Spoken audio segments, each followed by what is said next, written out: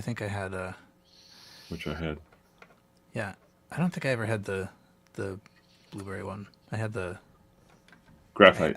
I have yeah. That was my real one, the DVSE. I liked that a lot. But yeah, I do have a Bondi one, but it's not functioning. Oh, also, hello YouTube. I like that. I like that old blue green shade. It's nice. I think I have.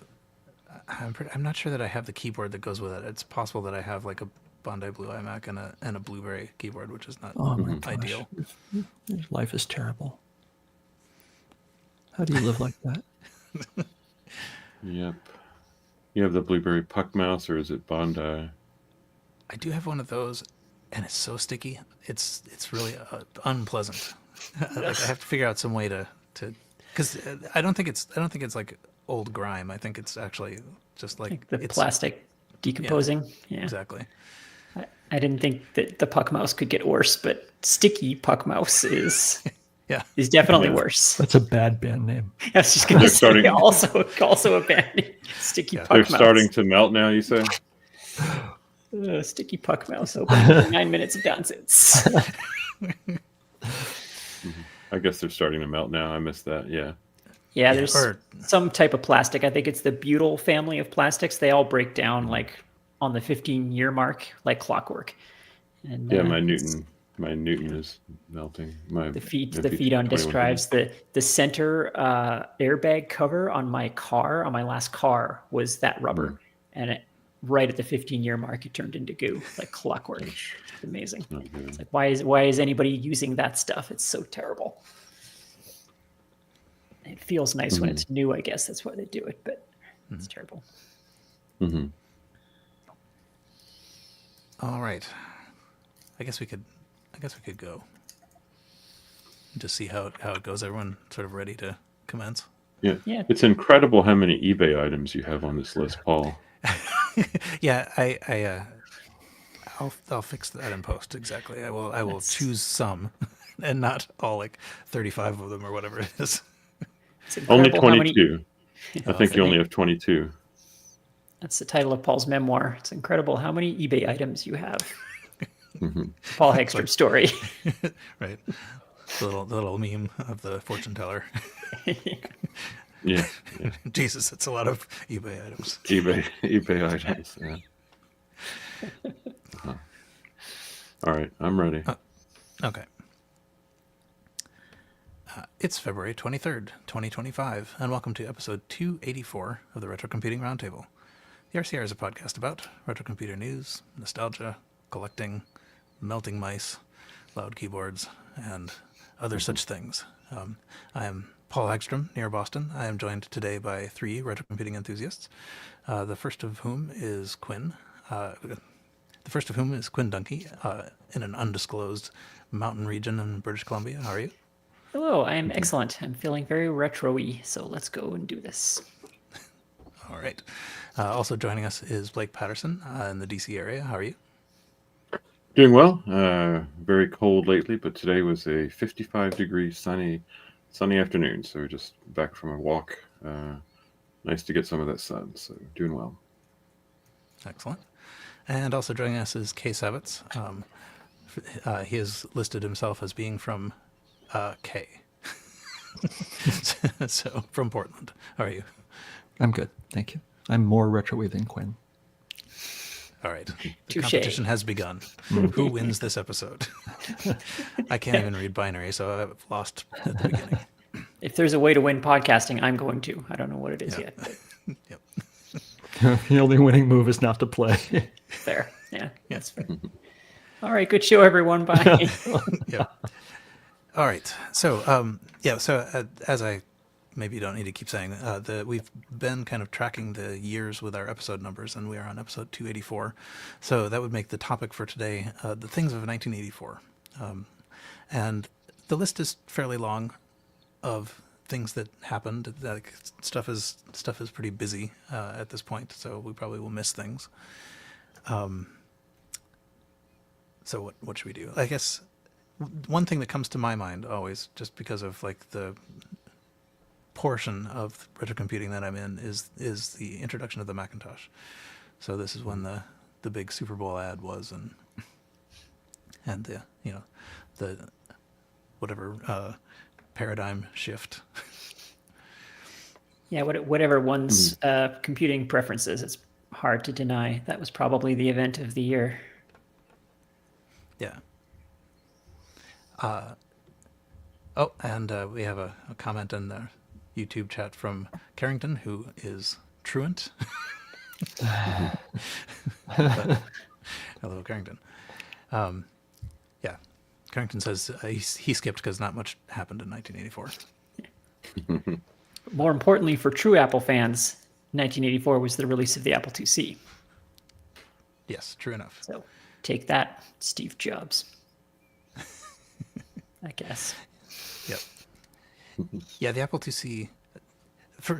I'm not one of the people who was a big proponent or a big fan of the Apple IIc.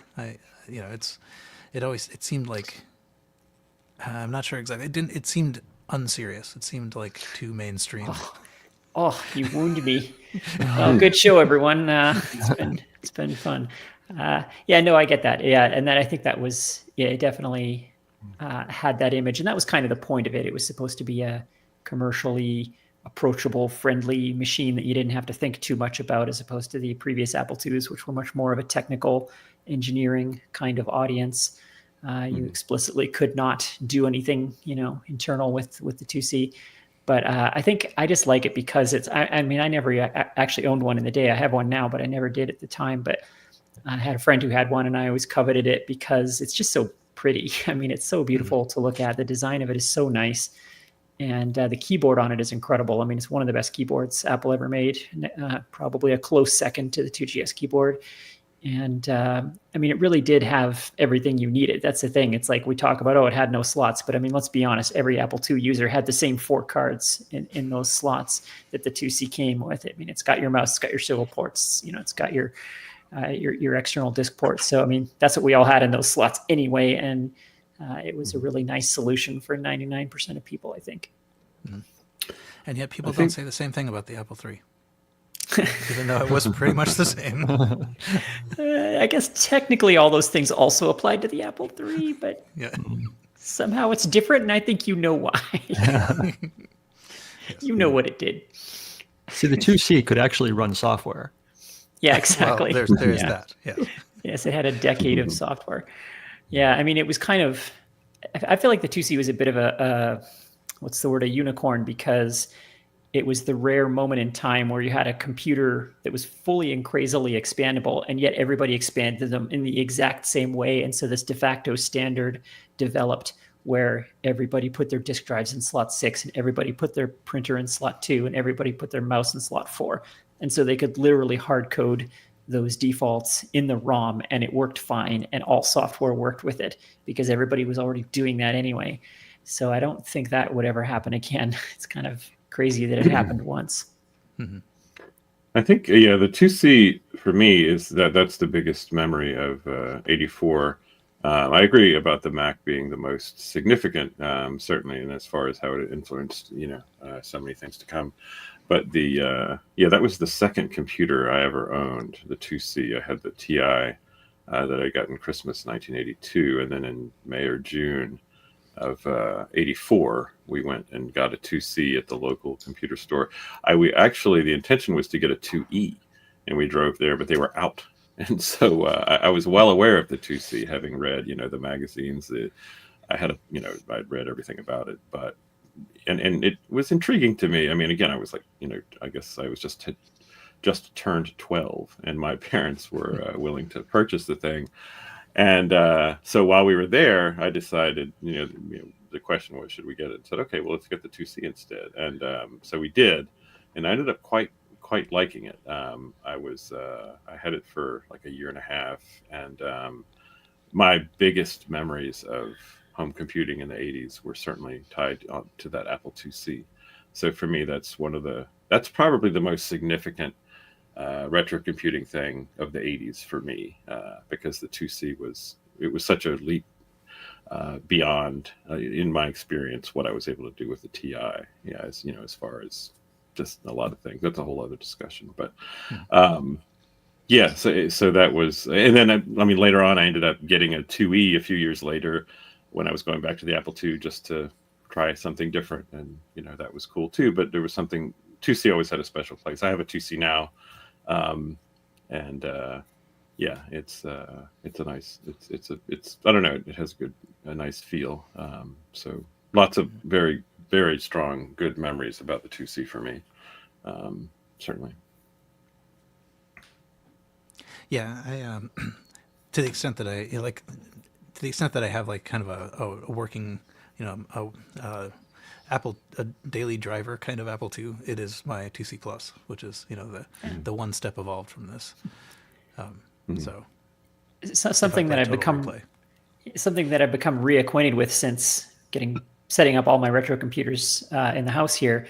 Is that I think one of the things that was so appealing about the 2C is that everything was internal, and what that meant was you didn't have cables everywhere, right? Which I think we forget with nowadays. We all use laptops as our daily drivers, but like a typical 80s computer had 10 pounds of cables sitting on the desk behind it. And a lot of them, like the disk drive cables, were like the thickness of your thumb, and they didn't even bend. They were so thick, and half of them were 10 feet long and half of them were 6 inches long. And you had to try and make all that work. And there was just this massive pile of stiff cables behind everything on your desk. And that was just really annoying, honestly, because with like a traditional Apple II, you'd have a modem in slot 2, but what you actually had was like a modem card in slot 2, and the modem was like a serial card or whatever, and then the modem was external, and then you had a printer card, and then the printer was external, and you had a disk drive that plugged into the disk card that was in the machine. So everything you should have gotten one of those internal printers. Yeah, exactly. Yeah. So everything had its own data cable to the computer, and then everything had its own power cable, and it exploded the cables behind the machine. And that was super annoying, especially like the 2GS was the worst for that. Especially the 2GS was just a cable monster. PCs never really, PCs didn't have this problem nearly as much because they were so physically large that they could actually contain all the peripherals. The drives were internal, the modems were internal. Everything was physical inside the machine. But the Apple IIs were expandable, but you paid for that with cabling. Yeah, I mean, some of the cables were even ribbon cables, unshielded, which felt kind of weird, having those running around the desk, even on some of the 2Es. And yeah, what you talk about right, because on the GS, the drives, and I mean, on some of the other, like the 2C smart ports, they daisy chain. I mean, I have behind me, I have a 2GS with a 5 1/4 inch, only one, it could be two, but only one 5 1/4 inch, two 3.5 inch. And like there's enough, like between the GS and the wall behind it, there's enough like resistance on the bend of that cable that like the top 3.5 inch drive is sort of lifted up sometimes because of the cable. Oh yeah, totally. It was rigidity. The struggle was real. With a brick. Yeah, I mean, this is still happening sometimes. Those are thick cables, and it is a kind of a mess. There's no space inside, obviously. So as you say, just exactly external. Yeah, pretty typical GS setup was like 2 5 1/4s, 2 3.5s, and an external hard drive. And each of those cables is at least 1/2 inch thick. Like the SCSI cable going to my external hard drive is like 1 inch thick. It's crazy. The thing doesn't even bend. And all of that stuff is so hard to manage. You need like a 1.5 foot of space behind the machine just to try and give those cables somewhere to exist. Yeah. Anyway, sorry, I'm ranting enough about that. But yeah, but that was a big part of, I think, of the appeal of the 2C was here's this thing that did everything that my Apple IIe did with the 16 feet of cabling behind it. And it was beautiful and had 0 cables. So for Apple people, that was a new experience. One thing that I don't like about those, like particularly the floppy drive cables, that it's something that's only sort of like a modern problem when I have a lot of them, is that they're like fish hooks. So they like at the end they have this thing, but they have the little screws to hook them in, and so like if you have more than 3 together, then the cables immediately all grab each other. Yes, that's true. Yeah. Yeah. It's like every similar experience. I know exactly what you mean. I'll pull it up, and I've got like audio, like speaker cables running through, and you get like, oh, let's see which 3 audio cables have I pulled up from under the desk, and which is a similar reason why I think that 90% of every computer in this room is basically wired with physical Ethernet. These old systems with modern Ethernet devices. I think 90% of the Ethernet cables I have the prong broken off, because that's also a fishing hook. You pull it through, and you come back. If you're lucky, it's pointed out to the other way, and there's just enough strength that you can bend it back. But yeah, 2GS, double knob, thick cables, and Ethernet cables to me are definitely things to go fishing with. Yeah. Okay, right. So we've made it through one thing. Well, we skipped one thing. It's a big one. It's a big one. The comments have some bigger opinions about our talkativeness on this topic. Yeah. Okay. I think maybe I will also, at some point, maybe we should come back to the Mac, but maybe I'll jump to another thing which came out in 1984, which was the PC Junior. Yay! I love the PC Junior. Yeah. Me and 3 other people on the planet. Yeah. Speaking of charming, I don't know why I think that thing is super charming, and it in a weird IBM way. But yeah, I love this thing. Mm-hmm. So let's see. Marketed from March 1984 to May 1985. That's pretty notoriously short one of timescale. the worst keyboards ever made. Like ever made. Not only was it weird chiclet keys, but it had this infrared connection. It didn't have a cable, which should make you happy. Right. Yeah, it sounded Not an great. option. But yeah, it only worked if it was pointed directly at the computer. Like it had no tolerance to misalignment at all. So you had to sit extremely carefully with it. Mm-hmm. It was such a weird thing. Yeah, the ads always showed. I mean, when they didn't have the non-Little Tramp ads, Charlie Chaplin, they would have the the family like sitting like 9 feet across the room on the couch, I guess, with laser precision aim on that keyboard towards the. I guess the idea was it was on top of their television. Yeah, because I mean it had cartridge ports. The PC Junior, their King's Quest came on a cartridge if you wanted it, and so which also was a game designed for the PC Junior. 16 colors and 3-channel sound. Like it was a nice home computer. It really was. Like IBM did most things right with it, except for the terrible keyboard, and of course it was 3 times as the cost as it should have been. But it might have had a chance if they'd gotten some of those other things right. Of course, it benefited PC gamers dramatically because the Tandy 1000, I think, as we all know, was a PC Junior clone. Yeah. It had the 16 colors. It had the 3-voice audio, but when the PC Junior quickly tanked, it was shifted around. It was termed a PC clone, but it still had those modes, and so that was, I think, it's generally considered to be price for performance. Fun for your buck. The best you could do in PC gaming at the time was the Tandy 1000 because it had the sound, it had the graphics, decent graphics, and that's all really thanks to the to the PC Junior and the modes that it introduced, which I think is something that gets lost. It's funny when you install old DOS games, they still have an option for Tandy color and Tandy sound as those 2 settings, which of course actually came from the PC Junior. But the Tandy is what the PC Junior could have been if they had just made it cheaper and it had a better keyboard. And they were hugely popular. I mean, the Tandy, not the the Tandys were very popular. Yeah, I knew lots of people that had the Tandys. Mm. Yes, as did I back in the day. Was it the case? I don't know if this is sort of urban legend, but I know I had heard that it was possible to like take your PC Junior keyboard and go type on someone else's computer. Oh, that wouldn't surprise me at all. I don't, because they didn't make any attempt to encrypt it or like. I mean, that's still largely true of infrared devices. Like you can take your Panasonic TV remote to any other Panasonic TV and work it. Like it's they don't try to encode it or serialize it or encrypt it or anything. Yeah, that's why you can take your remote to the airport and shut off all the TVs if you're tired of watching CNN on loop. Yeah, I do that about twice a year just for fun. Don't do that. It's probably a federal crime. Don't screw around at airports, period. No. One thing I'll mention, and I guess I don't need to, we'll just maybe put it in the show notes. Something that I had long ago found was this little blog from a individual named Charles Eicher he was working at has an account of Christmas 1984 blog post, the great Apple IIc versus PC Junior battle. And I think I ran across this like 15 years ago. This post, it's quite old, but it does go into. He was working at Computerland. Computerland. Yeah. And they were selling. I mean, they were more traditionally, I guess, selling IBM and compact type business machines, but they also sold Apples, Apple IIs, and maybe Apple IIIs. But they that year, '84, when both the Apple IIc and the PCjr came out, it was quite a battle in the for the Christmas sales.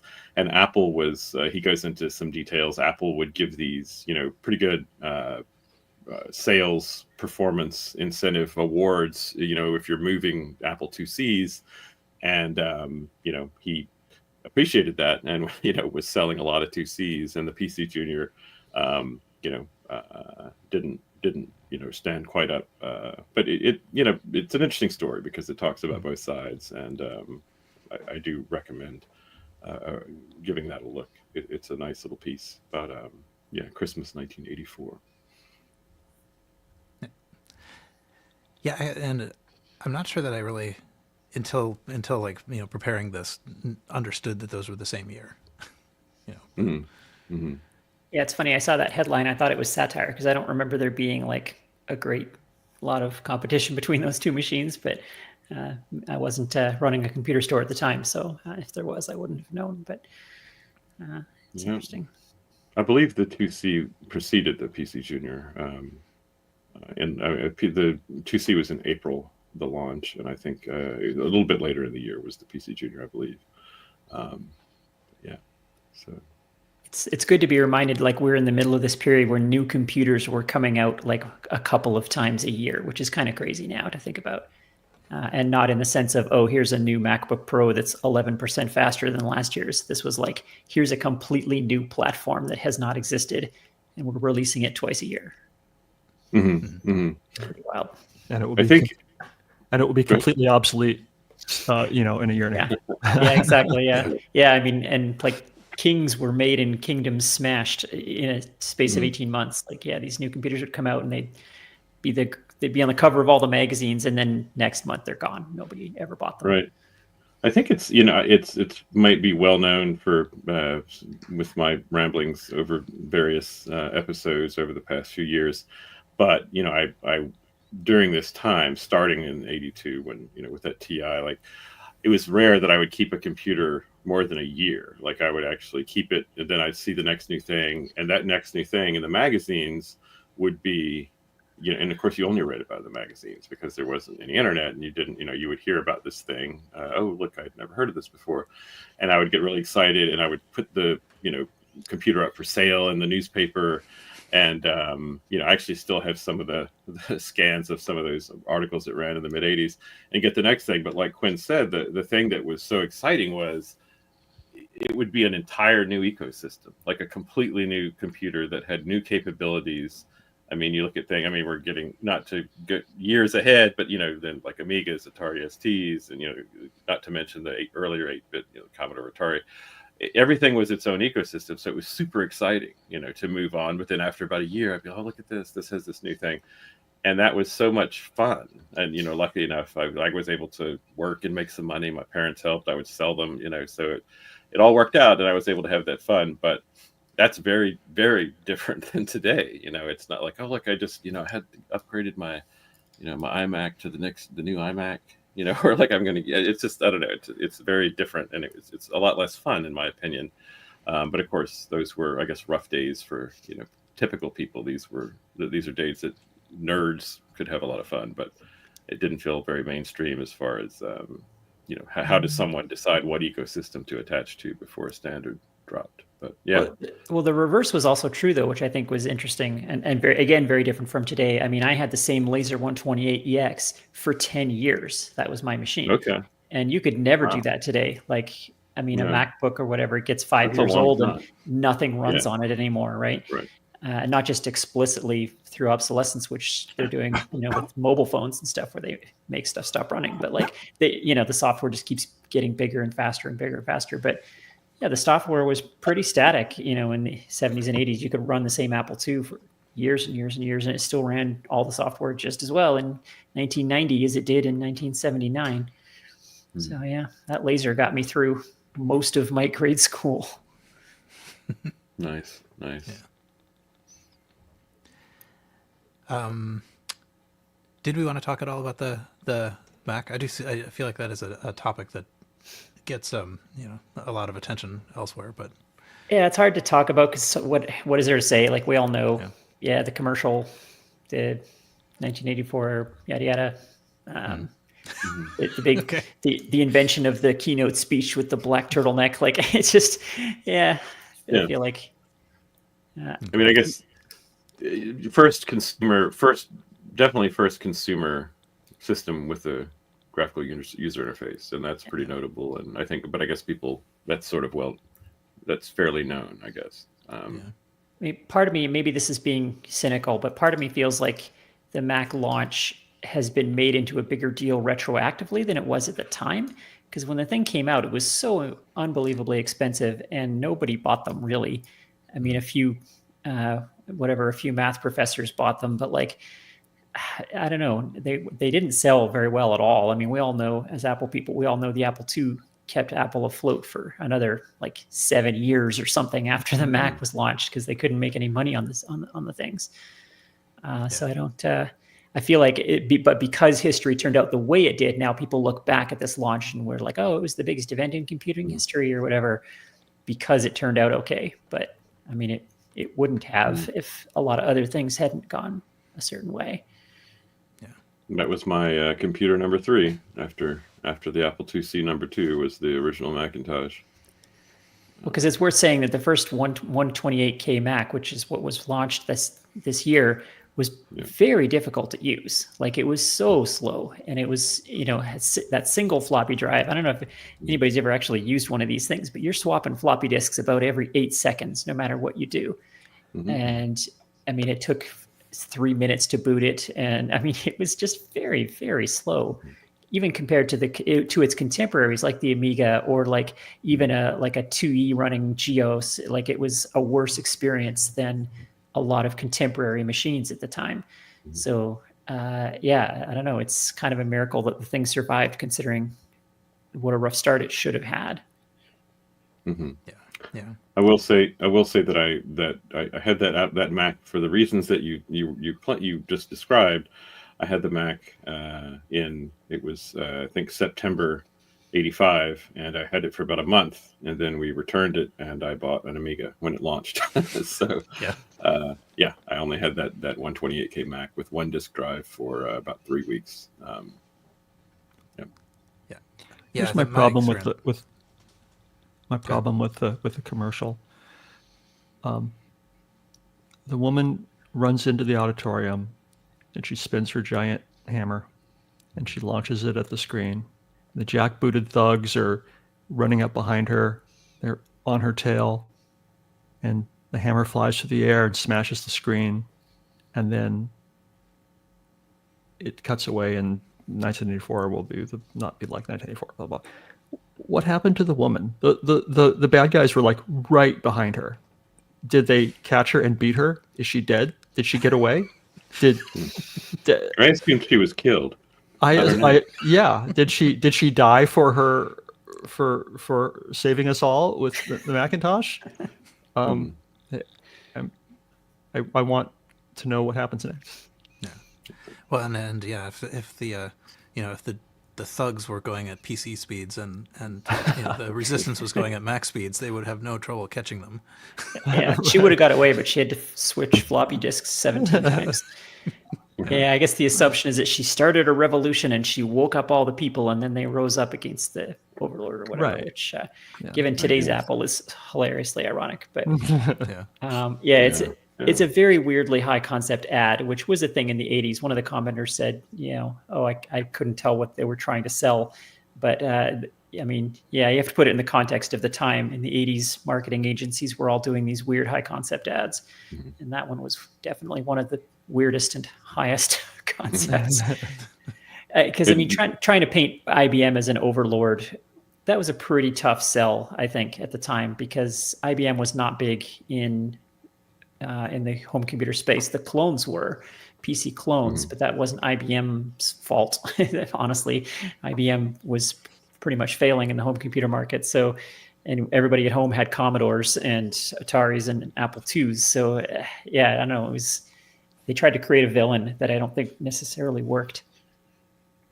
It's interesting to note that, when at no point in the ad did they show the Macintosh, and no one had seen the Mac when that ad aired. So no one actually had a visual on what it is that they were talking about, which was part of the mystery. But yeah.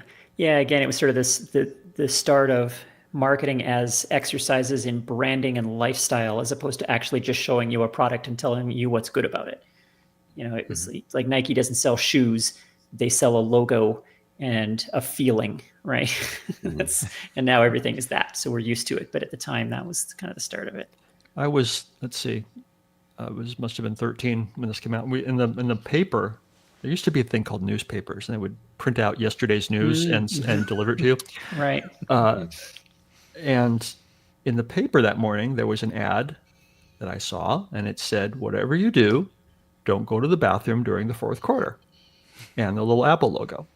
I'm just like, okay, well, then there's going to be an Apple commercial during the Super Bowl. I did not watch the Super Bowl, but my a-hole stepfather did. And so I sat through the last quarter of the Super Bowl and saw the ad when it aired for the first time. And, I was hoping for, I don't know, the new Apple II. I didn't, new Apple II would have been great. And then I saw that ad. I was just like, the hell? What? I'm just like wandered off. It didn't explain anything to me, and I had to watch football as well so it was a disappointing day.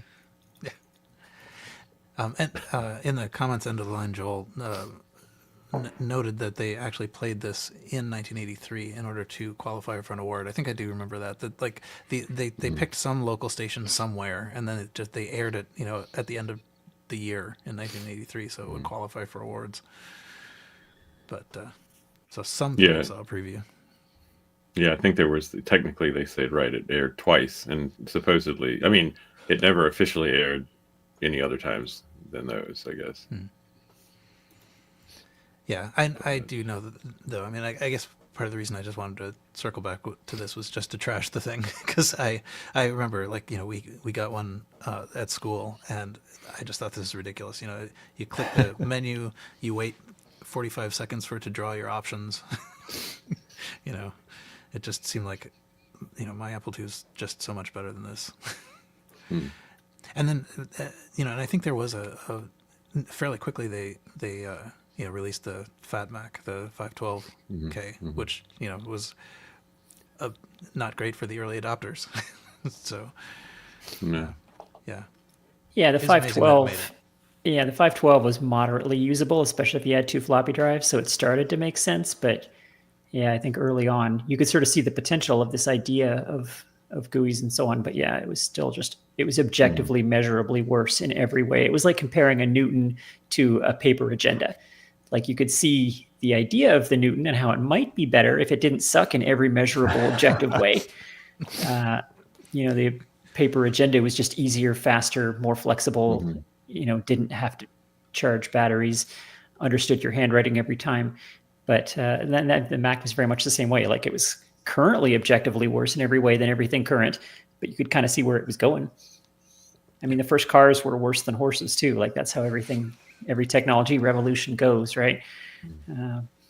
So, but it's on the back of the Apple II, of course, that the company survived long enough to get over that hump.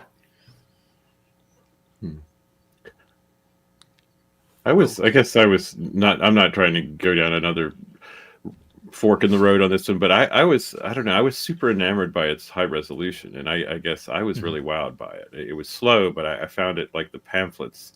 I remember I was walking around at school. I had a Mac pamphlet from the dealer in my book bag in the 6th grade all the time, and that was real. That's a way to get popular. Some people carry the Bible. Some people carry the Constitution. Yeah. Yeah, but I don't know. I was just the resolution is very specifically what it is that just got me on that. So I was really excited about it. I mean, Yeah, it was but, fairly high. I mean, it was basically the same as Apple II double high res and monochrome. But I think what did set it apart was the DPI of the display. Like, it looked very crisp Yeah. and clean because of how small, physically small the pixels were on that little 9-inch screen. I think that added a lot to it. Right.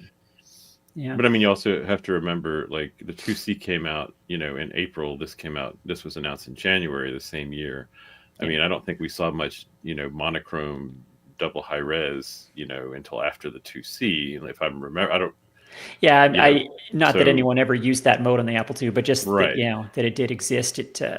But it wasn't used much for sure. I think if I was much more well versed in the physical capabilities of the two I had before this, perhaps it would have seemed less impressive.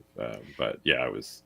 Just Well, I a think flake that, to the geek. sharpness, the way that it felt so sharp, I think is a real thing. Mhm. Like, people, I had friends with PCs and with VGA at the same time. I was using my 2GS, and they were both 320 by 200, but everything looked better on the GS, and they were always commenting how much nicer everything looked on the GS. And it's because the screen was so small. So the same 320 by 200, the pixels were really small, so everything looked really sharp. Whereas on a 19-inch VGA display, the same resolution is really blocky and clunky looking. So that's a real, like, aesthetic effect for sure. And that, I think, went a long way to make the Mac look really nice and really appealing. Okay. Okay, let's see. So I'm agreeing with you essentially. Yeah, no, I It I did agree. look really I'm not- nice. Yeah. Yeah. That was an okay. It's like, I guess we can now move on from the Yeah. Mac. Yeah. Yeah. Yeah, but Okay, no, whatever. I hear you. I hear you. I hear you. So let's see. Another thing that I found in the list, which I thought was possibly worth discussing, is FidoNet. FidoNet sort of started up there. Did anyone here use FidoNet enabled BBSs? Okay. A little bit, I yeah. did, yeah. So everyone but me. Yeah, It's still out there, but it doesn't have it doesn't have quite the same purpose. But yeah, it still relays. Yeah, it was powerful in Canada because our BBS scene is so much smaller than the US. So, like, when we were doing distributed legal backups of software, it was mostly coming from the States. And so we were having to talk to American BBSs, which we don't want to call them long distance, which would cost a fortune. And so, all right, kids, everyone under 30, there used to be this thing called long distance telephone calls. And Yeah. they were very, very expensive. It mattered where you physically were. But anyway, so to avoid that, we would send emails to these BBSs to coordinate, like, download sessions to transfer all of their legally distributed backups up to us. And that was all done via FidoNet email. So it was a way to send communication in a way that avoided long distance phone calls. So that was a big deal for us. Yeah, I thought it was pretty interesting that it still exists. Like FidoNet, you can go to fidonet.org and you can, read about. There's a policy document, and if you go to the policy document, where's the policy document? Anyway, it'll tell you, like, how it's supposed to, what you need to do in order to participate in FidoNet and set up your own node. It has all kinds of rules about essentially, let's see, like, annoying users. So it lays the responsibility of annoying users on the system operator. And yeah, Is it still? Does it use the internet to distribute information, or is it still over the phone? I think generally it sounded like somebody with knowledge. I was believe gonna it's say the internet. I believe it's the internet. I believe it's the internet. Then, Never tell that. No, I don't like it. I want OG FidoNet. There is somewhere. 1200 baud modems. Yeah. I think so. There's a weekly newsletter, the Fido News. So this is the one from February 17th. So just not long ago. That does list like current, at least, IPv6 nodes, and somewhere there is. I think somewhere in this list there actually is, like, if you want to do it over the phone line, I'm not sure. Did they I'm at not sure where least I read that, but there is a did there they is a at place least you can do it. throttle the telnet connections to 9600 bits per second? I mean, I would allow that. Yeah. Some of the BBSs do that down to 2400 just to give you that feel. Actually, for reals. Yeah, but I am sort of tempted to just try it out, but maybe not enough to actually do it. But it is it is possible to set up a node. Even now there are a few, but it's not none. So If you go like some of the I do I hit a number of BBSs with some regularity, and on the systems I like to do it on the vintage computers. On the Tandy, I like the Tandy HX is a nice one for with the color ANSI. So I'll call the Synchronet is one of the modern, I guess. I don't know how I might not have started modern, but a BBS that supports doors and all of this. It's run on a PC and it supports the relays. They have there's one BBS I think in particular that has the most relays I've seen. I think it's called Black Ice, but they have FidoNet, and then there's also Retronet, and I think there might be an AmigaNet, and there's like some there's HamNet. There's all these topical things, but like I was just trying it out. You're doing a post about a topical thing about some retro system I was working on, and you come back and 2 weeks later, there's a response from wherever. But again, it doesn't have the same geographical utility, utility because it really doesn't cost anything to send these bits around beyond just data infrastructure. But it feels about like it did before. But It was sort of charming in how slow it was, because we think of email. It's like, oh, you tell kids now what FidoNet was. Basically, it was email. But it's like, oh, so it was instantaneous across the country. It's like, well, no, actually, it took 4 or 5 days to get an email to Toronto from Calgary, because it literally had to wait until some dude in the middle of the night called up this other dude, and they connected their modems and transferred a bunch of files. And the other dude was working the next day, so he didn't have time to do it. And like it was really not much faster than physical snail mail, which is 3 days across the country. Yeah. But I find that kind of hilarious. Because it's not like they would call, and I know you're aware of this, Quinn. It's not as if you call, okay, here's the BBS that person is writing from, and here I am on California and Virginia. Now it was they would be passing it BBS to BBS to BBS late at night when the phone rates were lower. Yeah. And finally, and you say, you're right, this guy forgets to do it or something, and then you're held up. So you were able to have a running back and forth quoted conversation, kind of like a sort of in forum thread form.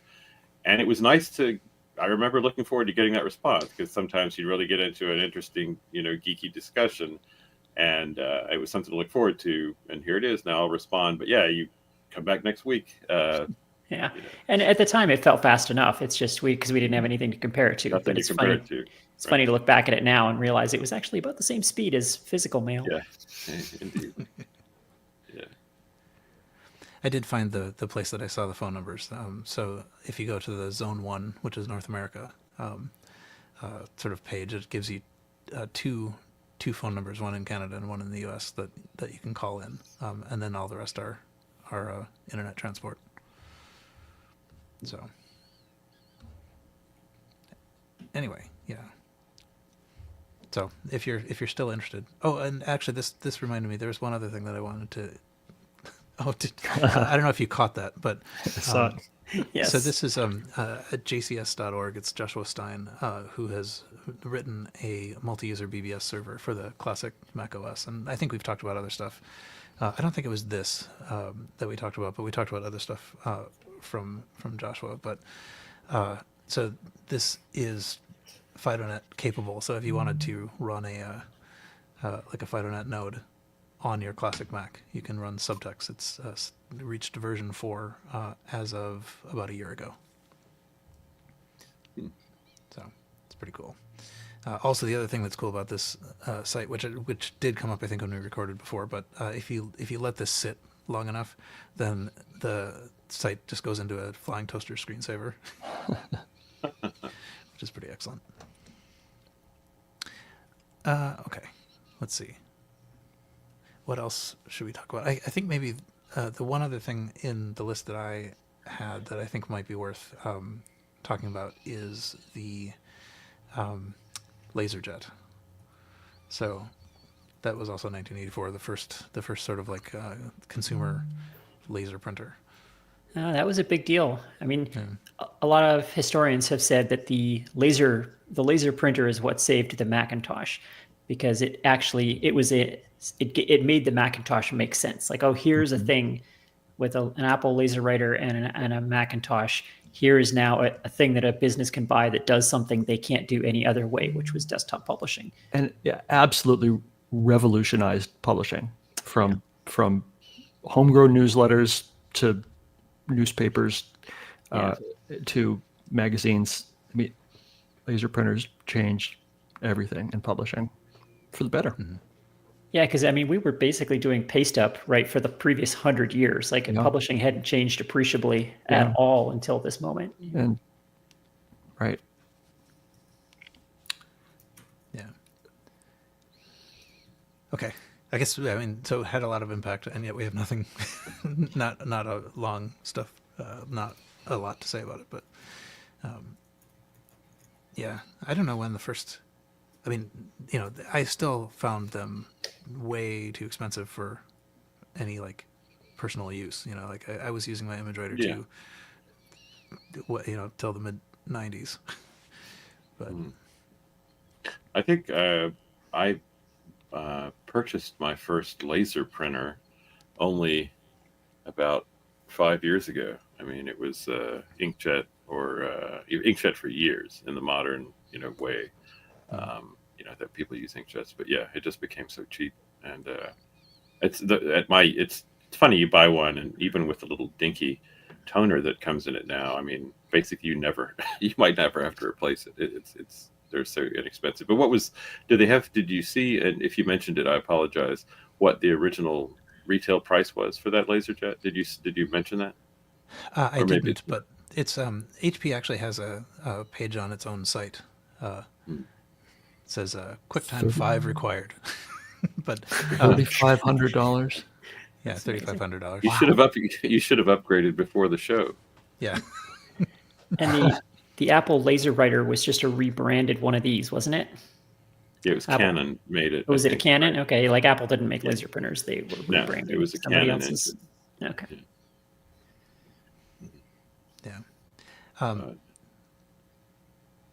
It's amazing how much better they've gotten too. They've continued to improve since. I mean, sitting next to me here is an HP LaserJet Pro M15W, and it's a full laser printer that's like literally about the size of a loaf of bread, and it's fast and quiet and prints like 100 pages a minute. Like it's so good, and it's crazy how good it is. And it was $150 or something.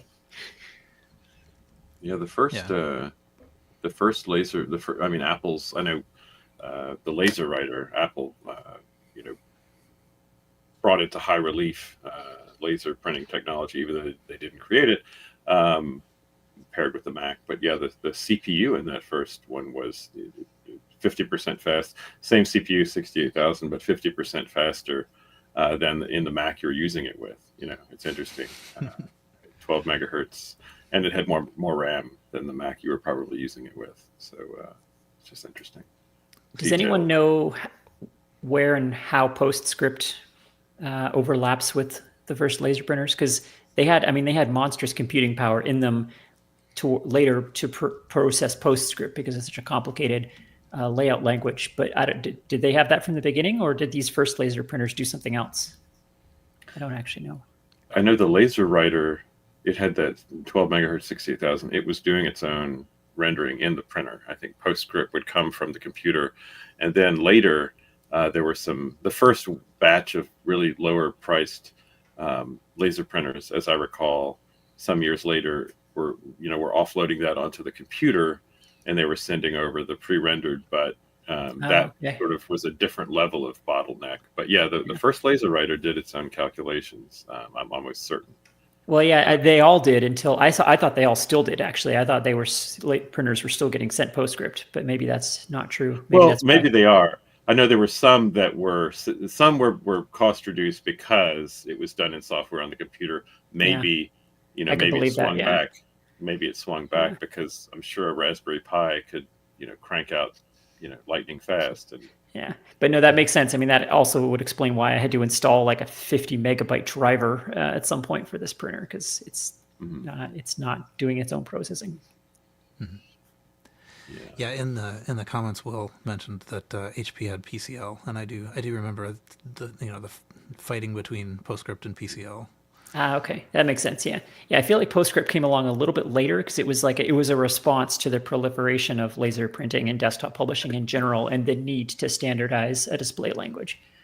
So I felt like that didn't necessarily happen on day one, but yeah.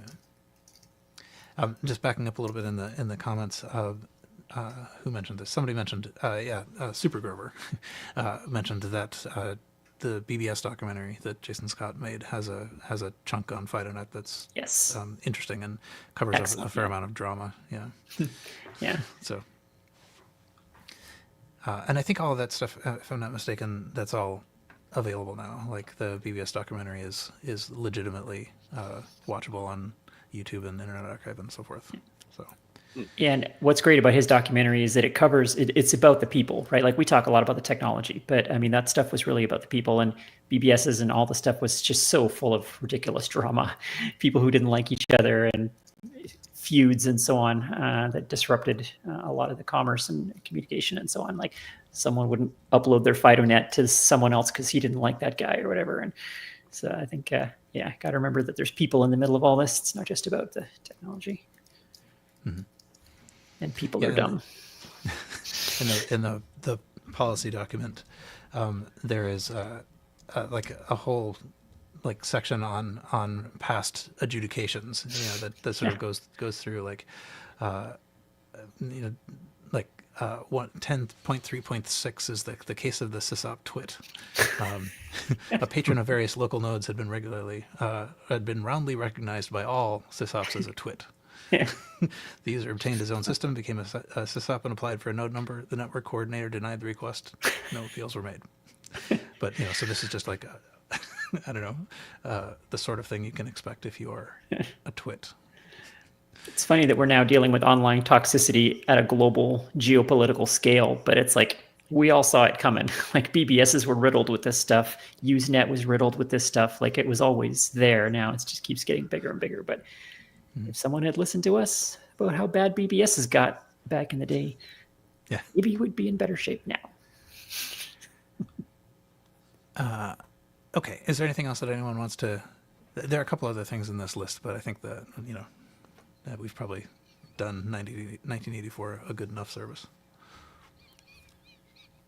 What was Atari doing in 1984? I feel like we should say some Atari things. Oh, why, thank you. I didn't even look. Is the ST in 84? I think 85. 85, yeah. 85, okay. I think the Atari 600 800 XL. Okay. Throwing me a bone, making me talk about Atari things, and putting you on the spot. Yeah, they probably came out with 3 new weird consoles that year. Right. I believe the 600 800 XL. No, it says June 1983. I don't know. Yeah. No? Maybe they were too busy fighting over the dregs of Amiga at the time. Right. I think it was was it January? I know the ST beat the Amiga to market. Didn't the ST come out, or wasn't it announced in January 85 or something? I don't think it launched, but they were right. Obviously, they were working busily on the ST leading up to 85. Yeah, Tramiel's whole thing was to beat the Amiga to market. He was right, which is part of why Gem is sort of just okay, because that was what they really rushed. Like the hardware was ready, but they really rushed Gem out in order to beat Amiga to market. And it was basically CPM 68K. All right, so in '84, I look at Wikipedia now. I remember in '84 was the year that Atari went from being part of Warner Communications to being owned by Jack Tramiel. Ah, okay. So start of the Tramiel era. Okay. Start of the Tramiel era. Which he had famously come from Commodore. He started Commodore, and then he ditched that and went and shook up everything at Atari. Fired everybody and started going for just low cost machines, pinching every penny. And later would come out with he would drop the XL line and start with the XE line. So yeah, I don't know, not my favorite. Yeah, Tramiel was sort of notorious. Like all of his business models, it was always he did business out of anger. Like it was always to get back at somebody. Yeah, that seems familiar now. Yeah, I mean, all of MOS technology in the Commodore 64 era was to get back at the Japanese who pushed him out of the calculator market, and then he went and took over Atari, and it was all to get back at Commodore who had pushed him out. And yeah, he did. Yeah, he was not an emotionally well balanced human being. Yeah.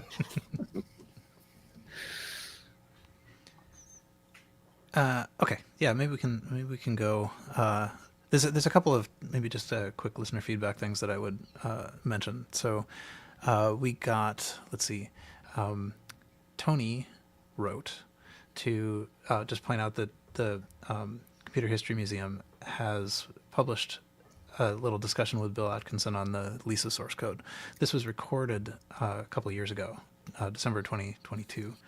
But it was only just published quite recently. So it's sort of interesting if you're interested in QuickDraw and the sort of graphics behind that. So yeah, it was somewhat interesting that they scrolled the source code in front of him, and at least for some of this, it's like he doesn't recognize it at all. It's like, well, that's none of these are my labels. I didn't. This is all fragmented in very small source files that wasn't like mine, but I'll tell you instead about regions and stuff. But anyway, yeah, it's nice that it's available. I think they have a couple of interviews with him that they've published pretty recently, just based on the kind of like source code release. So if you are interested, you can check that out. It's interesting what they tried to do here, like scroll the source code in front and have the programmer illuminate it for you in real time as it scrolls. But he's just like, I don't know, this wasn't my code. It's like there was millions of lines of assembly in that code. Like pick some that I wrote and I'll tell you about it. Yeah, he does. When at least at a certain point, it gets he was looking at assembled. Like assembly code and didn't recognize it, but he did recognize all the Pascal. Yeah. So I kind of wonder to what extent part of the issue was that he was looking at what his source code compiled rather than his actual source code. But anyway, yeah, it is pretty interesting though. I've watched a fair bit of it. Another thing that Tony wrote, which I thought was sort of interesting, is that did we occasionally talk about the FidoNet so everyone can sort of check their little box.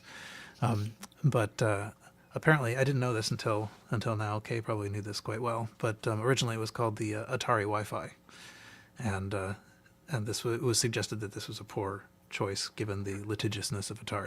That was me. I for half a second they were thinking of the name, and it was Atari Wi-Fi, and I said, that's a bad name. You're going to get sued. And I suggested Fuji. I don't know if I said FujiNet or just how about Fuji something, but yeah. Yep. So that was the actual email that we got was crediting you, okay, with the name FujiNet, which stuck.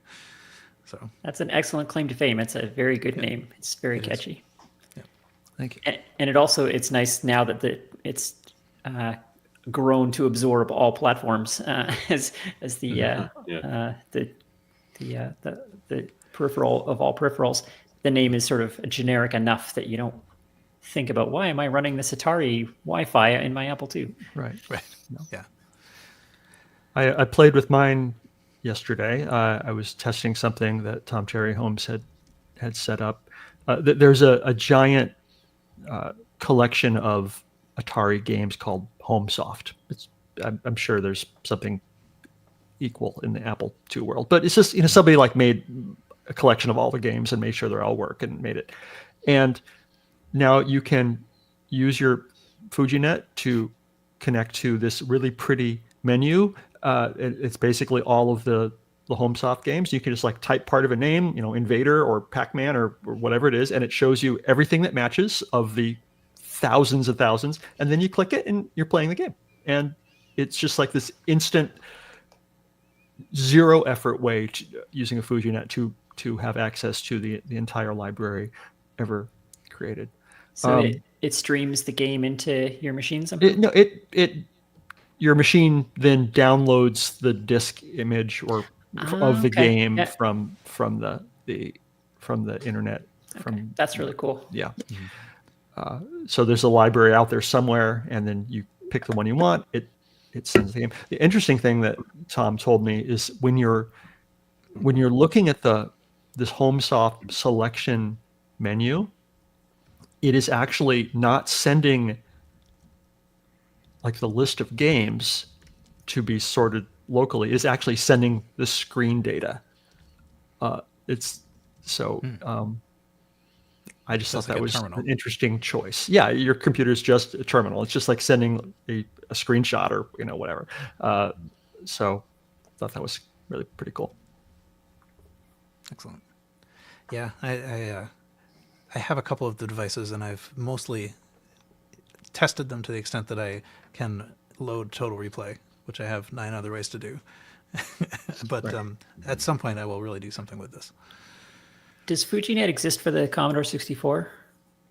Does anyone know? I don't think so. I'm sure it's in the works, but that sounds like a good solution to the problem I'm having with my Commodore, is how to find like a nice collection of good games without having to know the entire ecosystem and know what to go download. If I could just connect to a FujiNet service and I could just type in the names of games and play them, that sounds fantastic. Right. Yeah. Good question. Well, anyway, I guess we're drifting off topic here, but yes, another shirt and slogan. Yes. Okay. The official RCR slogan. Yeah. Okay. I think we've been recording for an hour, so maybe it's about time to move to items of interest and news. Very distinct from what we've already been doing. But okay, so Blake, you have the first of these. Yes. So on the there's a site that's described as a wiki about BBSing, break into chat. On this website, there is a new article, a blog post, basically, some love for V52 on the Atari ST, and basically, I mean, BT52. We all know BT100. There's VT220, different terminal emulations from digital terminals from long ago. VT52 was a popular one that, on an 80-column system, it was most systems could handle VT52 emulation. I remember actually encountering this first on my Atari ST. I had a 520 ST that I started using in 1987, and I would use the VT52 terminal emulator that was an easy download to dial BBS's. And Atari actually also sold a VT52 ROM cartridge that plugged into the side of the ST with the idea that like a library or some sort of academic institution could purchase a low-end ST, the monochrome monitor, and plug a cartridge in and have a terminal that they could use for library access or whatever network computing. I've never actually seen a room full of these systems used like that, but it existed. So VT52 was a known and big thing on the ST. Well, in this article, it mentions that SyncTerm, and I've heard a lot of buzz about this new release. SyncTerm is a modern application, Linux, Mac, Windows, that has all kind of old school terminal emulations.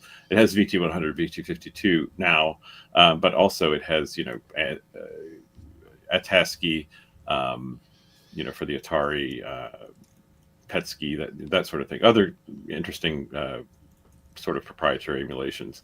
Anyway, what they've apparently done, and I actually haven't tried this new version of SyncTerm. SyncTerm is one of the go-tos. I use that and MuffinTerm, more recent on the Apple devices, iOS and macOS.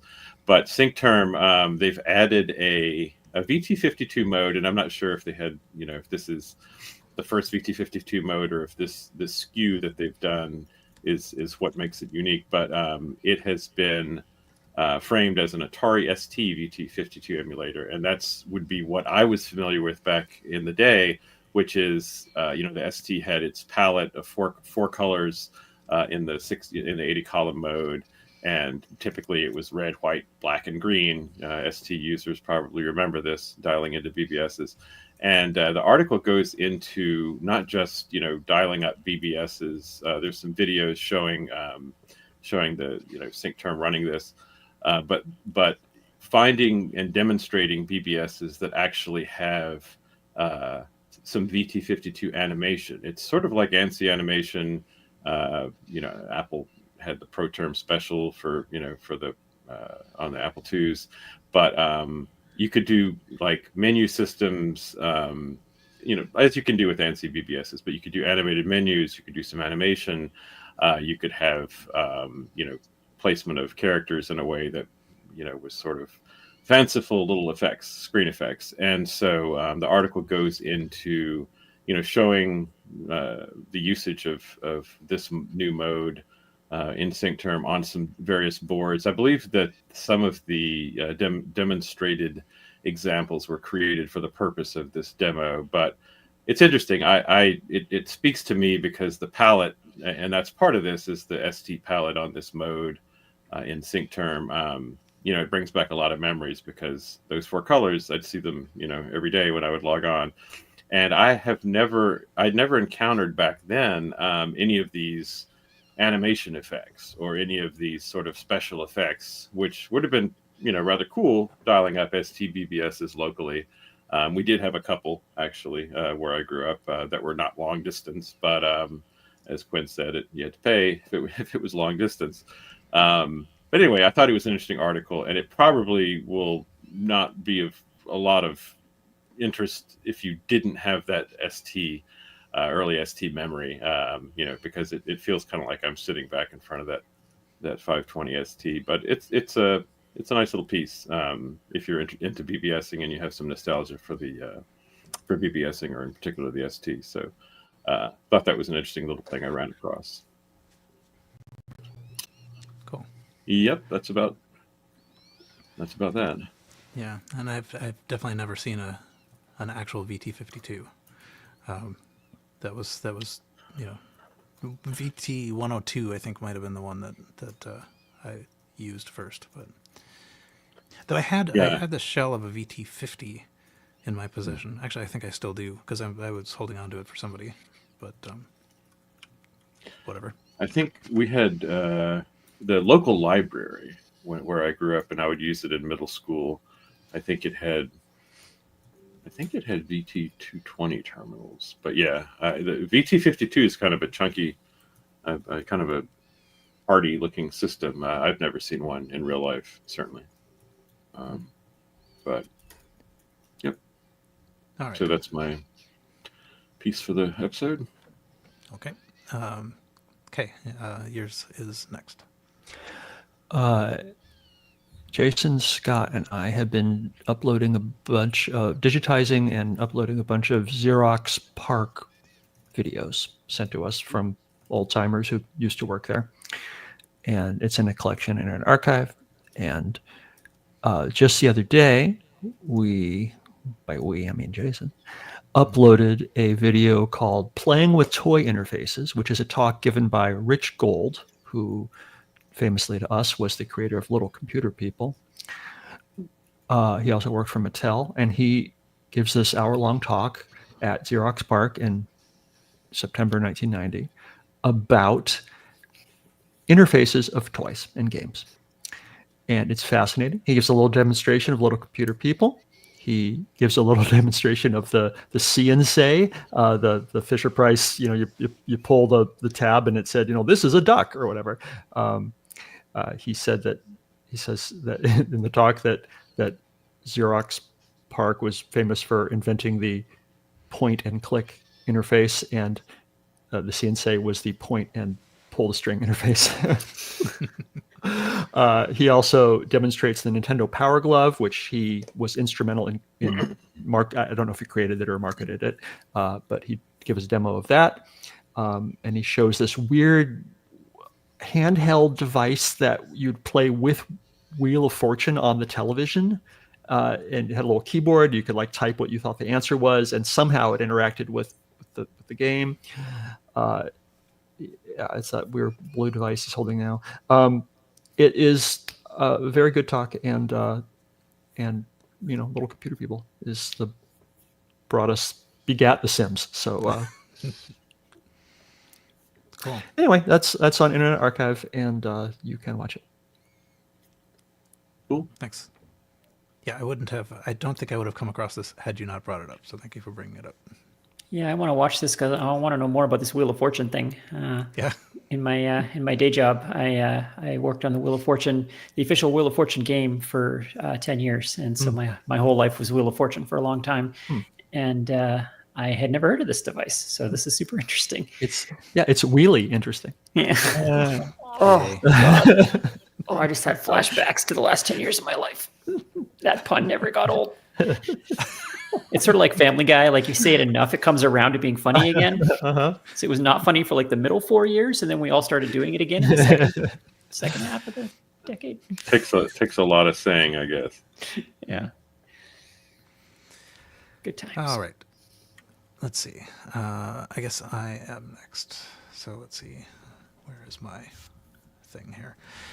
So this is by now not super new news, but the Video Game History Foundation library has opened sort of early access online access to some of the stuff that they've been preparing for, sort of research. So I don't know the entire story really here, but it's essentially, they have a lot of materials, and they are starting to process them to make them online. So if you go to library.gamehistory.org, you can look at some of the new things that you can now see, rather than actually going and looking at them physically. You can sort of review them in an Internet Archive-like way, except more perhaps curated. Right now, the collections that they have are things like, so they have the Cyan collection, which is like Myst-related stuff, and various production collections and magazine collections and so forth, that for the most part all seem to be kind of middle 90s focused. So for me, I don't recognize a lot of this stuff just because that was not my time. So this is probably of most interest to people who are interested in the kind of like, I don't know, NES kind of era.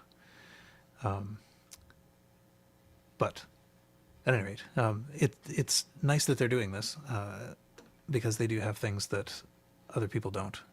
So, and there is a list of unprocessed materials. You can kind of go through and see what they're intending to put up here. So among the things that are here are like, I think Jordan Mechner stuff. Yeah. So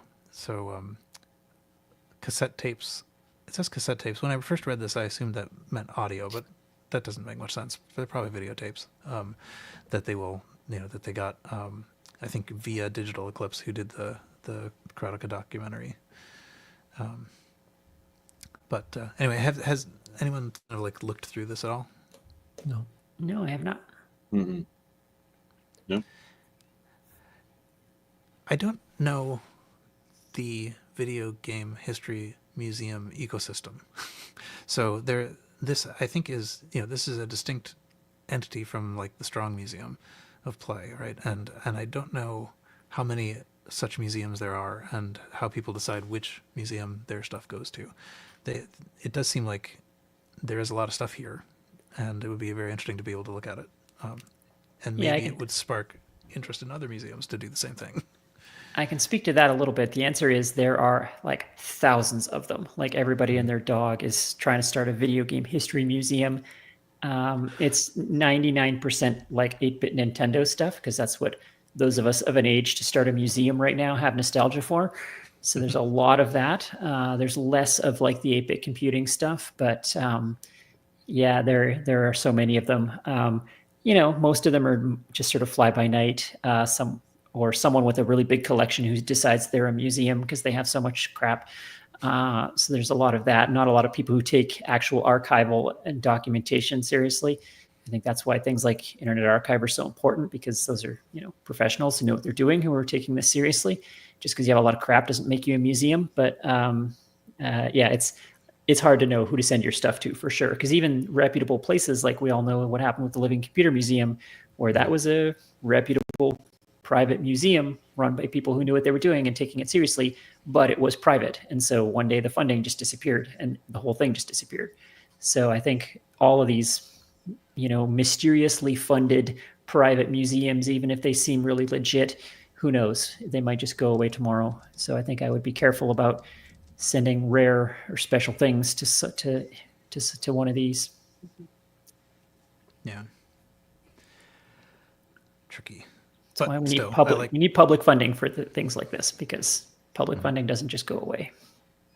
Right. We can't have billionaires. We can't be relying on the billionaires to preserve history, because that only works until they get bored of it or they die and their families don't care, which is literally what happened to the Living Computer Museum. Yeah. It's so amazing. But, okay, let's see. That was enough of that. Quinn, you have the next thing. I do. And so this is one of those things where in hindsight, it's like, oh, of course this would work. But it blew my mind, because I never would have thought of this. And I'm so amazed that it works, and I love it. So hopefully the audio is muted and isn't going to blow everyone's ears out here. So what this is storing data on a cassette tape using a modem. And again, makes perfect sense. Of course, you should be able to do that, because a modem is taking computer data and turning it into sound and sending it over the phone line, which is exactly what you do with a cassette interface when you store data on a cassette tape. The cassette interface is doing the same thing. So why not make one do the other? So it's simultaneously a really cool technical hack and also a really fun thing to do with old modems if you have them lying around. What this kid, and it is a kid, and I'll get to that, has done is he's created this little circuit that creates the dial tone and the carrier signal. And so the modem thinks it's connecting to something, and then the modem just starts sending the modulated data, which he then just presses record on the tape deck and it records it. And then he reverses the process by having, again, the little circuit sends a carrier signal to the modem to tell it that it's connected to something, and it sends the audio back, and the modem demodulates it, and it's data again. It's so simple, and really all you need is this little circuit to fake like 5% of the phone line infrastructure that the modem needs, which is the dial tone and the carrier, and everything else just works. And he's doing it in this case on a modern machine. He's got a US Robotics modem connected via a USB adapter to his modern Linux machine. But you could absolutely do this on a retro computer. You could do it on anything really. And it works. It's really cool. I just thought this was super neat. He's, I guess, not the first person to do this. It's based on someone else had done something similar to load games from reel-to-reel tape on PCs. But this is a cassette tape version of it, which I think is more fun because it's more retro and we all have cassette tapes lying around. So I thought it was just a really neat hack for that reason. It's also all open source. So I can also link to, let me change the tab here. How do I stop sharing? Okay. I will also present, here's the other tab. So it's all open source. It's all on GitHub. So the circuit that he built to do the dial tone and everything is here. And all the source code that he used to talk to the modem and everything is all here. So if you want to do this little hack yourself, you can. Looks like a really fun, cool little thing to do. And what I love about this, as I alluded to earlier, is that if you listen to the video, I don't know for sure this kid's name is Jesse, but he's clearly quite young. And I thought that was really neat, who clearly this kid was born after all of this stuff was long gone. And so he has expressed an interest in this, and he's dug up an old US robotics modem and a cassette player. And even though he's doing it on a modern Linux machine, but he's clearly engaged and interested in this old stuff. And I think that's really cool because it's nice to maintain the illusion that this hobby won't die when we all die. Yes. So yeah, that's really it. It was just a really cool hack, I thought, and I wanted to share that. Beautiful. I'm honestly like, and this would have worked back in the day, right? Like you could have done this back in the day, save data to your cassette with your modem. But as far as I know, nobody ever did it. I guess because there wasn't any reason to. But Tron, I have a thing DB related to that when we talk about eBay things. So keep this in mind for a minute. Awesome. Okay. Yeah, and I like this one too because we're always trying to figure out what to do with your old modems because modems and dot matrix printers are sort of the black-headed stepchildren of retro gear because they're just totally useless now. There's no way to really have fun with them because of, we don't even have analog phone lines anymore. So this is something to do with your old modem. So I thought that was pretty cool.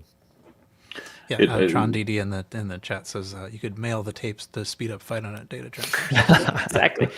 There's a great XKCD about that, calculating the bandwidth of SneakerNet. And there's still no networking technology that is faster than a station wagon full of hard drives. The ping is very poor, but in terms of throughput, you still can't beat it. Yep. That's good. That's good. It reminds me. There was because you found this shocking. This is kind of amazing, especially that it was a kid that did this. Yeah. But I remember some years. I guess it was like 8 years ago, in a subreddit, a retro computing subreddit on Reddit, Retro Battle Stations. The guy Foztex, who runs the show there, would do competitions for stickers. He would give out some extremely high quality stickers multi-layered vinyl stickers that he created, and one of them was, I think, the hardest one that I recall. Was I don't know how he generated it. It certainly wasn't with circuitry like this, but I think probably some Unix commands. It was an audio file that was an encoded modem stream because it was like a war games themed thing. BBS is dial-up war games, and I remember I was trying to get the name. It looked like send receive on whatever was being used on the command line there, and in order to figure out, you had to decode this audio file that was encoded, as if it were encoded by a modem, where it actually, when it was in fact not. It was the kind of taking that audio file and turning it into usable data. It had never occurred to me before that point that this is something that you could do. Grab that file and convert it. Non-real time, but of course I guess it makes sense. Anyway, this is much greater an effort there, but interesting. It did remind me of that. That was a fun little experience. I think this is also a good starting point if anyone wants to try setting up a local BBS demonstration, because in principle the circuit that the kid shows should be extendable to provide both ends of a simulated phone line, because you've got the dial tone and the carrier at both ends. So there shouldn't be anything stopping you from extending this to allow two modems to connect to each other without a phone line in between. I know a lot of us have tried to use, PBX simulators and so on in the past to try and set up little BBS demos at trade shows and stuff. But this should be all you need. And really the dial tone and the carrier, that's all the modem cares about. So this little circuit does both of those things. And so it should be able to do that too if you want. Really fun. And at one point in the video, if you listen to his voiceover where he's explaining it, he makes reference to having to, quote, figure out the AT command set, which made me chuckle because we've talked recently on this show about how we were all experts at it back in the day. And you were, there was a street cred in being able to compose the longest AT command string and know what it did, much like people write Perl or such things today, or regular expressions. But I love the idea that, again, someone who was born after all this stuff was long gone is taking the time and effort to learn about it and show interest in it. It's really neat. Yeah, you can whip out that Macintosh sales pamphlet from your book bag in the 6th grade and scroll out the longest AT command set to drop that street cred, clear a path for you down the hallway as you walk by. Good times. I mean, I'll say that, I think there's a bit of a movement among younger people to rebel a bit against the constant connectivity and information overload of modern life, right? So my nephew, for example, who's 17 or about to turn 17, is really into vinyl records, and he's really into film cameras and this kind of stuff, because again, it's like his generation is showing an interest in that stuff because they're sick of having everything be online all the time and having everything be omnipresent. So they like the experience of using the older stuff because it forces you to be present and it forces you to be offline. So I think there's some hope yet for that stuff. All right. We've now reached the point in the show where it is time for a word from our sponsor. Okay. Doing good. Hour and 38 minutes in. Well, we kept that last segment was tight. It was a tight 20 minutes. Rambled for an hour about nothing, and then we had a good segment. Yeah. For us, that's good. Yep. And we didn't talk about the weather once, so we're learning. Yeah. Blake did a little. Blake did. Sorry. All right. But I also said the Vectrex was based on a Z80 a few episodes ago. So Yeah. so I'm a That's 2 questionable strikes. utility. Yeah, It's what? Sorry. 2 strikes. Oh, yes. 2 strikes for me. I thought you said something that rhymed with Vectrex, which I suppose 2 strikes. So, No, I was. Yeah, you heard me. Yeah. Okay. And we're back. So the host's retrocomputing gift idea today was located by Carrington. It is a Tiny Circuits Tiny TV 2, in fact, with a tiny remote. It is a probably relatively useless little object, but it is a very small television that works with a little remote that works. I mean, very small. What does it say? It must actually say what the size is. But I mean, like, it's ridiculously small. That is amazing, actually. Yeah. And they sell them in quantities of 10, which I sort of love. I'm gonna have to buy one. Yeah. It has some preloaded videos on it, but it can also stream. So basically, you have to convert files to it. So it's not in general just like another monitor you can plug into your 2C or whatever. But You can put files on it. You can put your own files on it.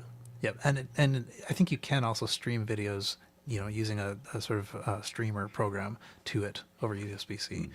But yeah, I mean, you can also just preload the video of the fire or the credits or whatever it is that you want to watch. So it's pretty cool. It's pretty neat. What does the silly thing cost? The silly thing costs. You can buy. Let's see. It's a good question. Where does it say what it costs? Does it not say? It's free shipping. It says you can get discounts. It doesn't say what it actually costs. 20% off It if you looks buy like it 10. was- Add to cart. You're committed now. When you first showed it, it said $60. $59. Yeah. Yeah. $59. $59.95, which of course we will call $59 for the. Yes. We should point out too that in addition to the remote, the little knobs on it actually function as well, which is pretty Right. amazing. You can click through the channels with the tiny knob. That's my favorite part. Yeah. Yeah. It's a very old school looking TV with a little angled wooden looking legs.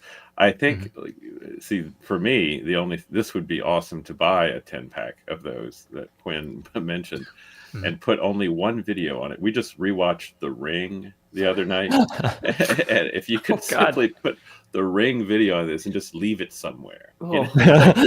Just set it, like, I don't know, in a bathroom, on the sink, I don't know, like on a bookcase in an antique shop, just whatever. Like Hand them out at Halloween and terrify small children. Yeah, just The Ring, that little video. Oh my God, that would be. That actually would make a really good like tchotchke to hand out at Halloween. Oh God, a scary movie on, because there is something scary about it, especially at that tiny size. Yeah, it's a creepy. It has. You could see how it would be horrifying to watch that video on this. Yeah, in black and white too. Right. Yes. What's scary is giving out $59 Halloween gifts. Yeah. Every passing kid. That's maybe. fair. Yeah. Maybe. Especially when that would buy like 50 chocolate bars.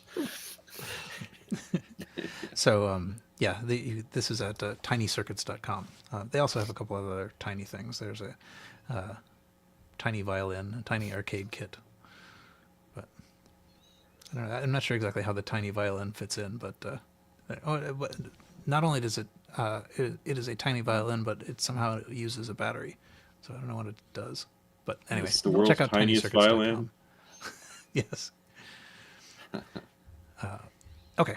Anyway, when you are done perusing the, what is it, tinycircuits.com site, we can turn our attention to eBay. And Blake has some eBay auctions to tell us about. I do. I actually am only going to talk about one, I think. Let's see. So this is a Atari ST monitor.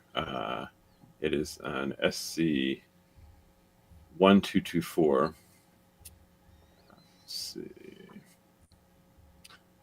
Which is the standard color monitor for the Atari ST, if you choose to go with color. And it has it's a little bit unusual. It's an auction, $118. The person is auctioning two similar but not identical SC1224s that are red. And it has an interesting story behind it. They're painted red. It's physically. So it really is a color monitor. It is a color monitor. But specifically red. Spray painted red. But as it turns out, that's not the only color. If you look at the auction item has some photographs. Like I said, he was selling two. It could be that more were being sold. Some of the wear on these is varies. They're a little bit scratched up on the back. It's painted after all. That's going to scratch off. But interestingly, it has some of these monitors here in the image I'm showing on the live stream. There's a yellow one as well, and then a standard gray one over in the corner. It has I'm not finding the image that I saw earlier. I believe it's in, there's a related YouTube video that shows the lot where this person found these. And the story about this is what was interesting. It turns out this was part of a display for the Tennessee Valley Authority, which TVA, and in fact the SC Atari logo on the front with the little angled sticker has been replaced on these with what looks like attempted a professional looking alternate, TVA logo, Tennessee Valley Authority. It's a power plant, a power organization that provides power in that Tennessee Valley area, nuclear, coal, a variety of things. But what apparently these were part of a educational sort of, I guess, in one of their facilities, demonstration where you could go and learn about, I guess, how the power plant, what the company was doing. And on the back of one of these monitors, there's a strange DB9 connector that has been added to the top. I think for folks that are watching on the live stream, it's about to appear. But it turns out it's a touchscreen, like a touchscreen plastic layer interface. They had affixed a touchscreen system to the glass front of the screen, so people were able to touch them and use them as kiosks. I guess, touch the button. Well, you're all familiar with touchscreen technology, I think, today, if I'm not mistaken. Yeah. So I need not explain the notion of it, but where you take your hand and if you see a likeness of a button, you touch it, right? Yeah, so I guess it was an early touchscreen interactive kiosk with painted ST monitors, which is pretty cool. I always find it interesting when there is some of these old machines that, maybe weren't as mainstream as the, Apple or IBM that were used, back in the day for these PR uses. I remember there was in Richmond, the state that I'm in, Virginia, there was a science museum that had a couple of STs that were used for showing how air moved over airfoil and, on an airplanes. And that really, seemed nifty to me. But anyway, so Was that system connected to a Bernoulli box? I don't think it was. Oh, I It's don't on believe fire that today. it Today was, is on but that's a fire. good question. That's a good question. I get that. I get that. But that was a yeah. deep So cut. yeah, that was a good one. But yeah, I guess the fellow has two left, $118. If one wanted it, they could make an offer or go ahead with that. But it's kind of a unique usage, and I thought the story was pretty interesting, even if the the item itself is less so. But yeah, pretty cool, I thought. Interesting. Yeah. Mhm. Okay. I do like seeing these relics of like, I don't know, commercial computing in the real world like that, like a kiosk that was secretly an Atari. I don't know. Yeah, it would be interesting to know, at some point someone had the idea, and then another person, said, okay, maybe we'll use the Atari for this. And then what language are we going to use? We have to write this thing. Is it going to be some presentation software? Oh, we want a touchscreen. So are we going to code in, support for this touchscreen? Just interesting to think about all the things that went, and utilizing a not very mainstream system to do it. I'd love to hear the story of it. But yeah, that would be pretty cool. All right. Kay, you have the next one. Let me share my screen. I'm going to share my screen. How do I don't actually know what I'm doing. Boom. So I saw this on eBay this morning. The Micro Peripheral Corporation computer speech synthesizer, right? Question mark for $34.99.